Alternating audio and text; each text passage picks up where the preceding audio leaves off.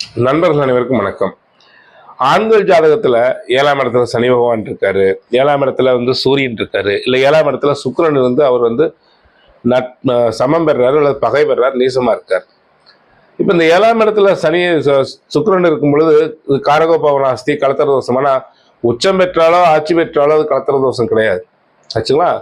ஆனா மற்ற நிலைகளில் இருக்கும் பொழுது கட்டாயம் கலத்தர தோஷத்தை செய்து திருமணத்தை தள்ளி போகுது, திருமணம் நடக்காமையே போகுது. இப்போ இவங்க என்ன செய்யணும் கேட்டிங்கன்னா, திருவேதிகுடின்னு ஒரு கோயில் இருக்கு கும்பகோணத்துக்கு பக்கத்தில். அந்த திருவேதிகுடி சென்று இறைவனை வழிபட்டு அபிஷேகம் செய்து திருவேதிகுடி பதிகத்தை பாராயணம் பண்ணி சர்க்கரை பொங்கல் நைவேத்தியம் பண்ணி கொடுத்துட்டு சுவாமி வழிபட்டு வரணும், ஆச்சுங்களா?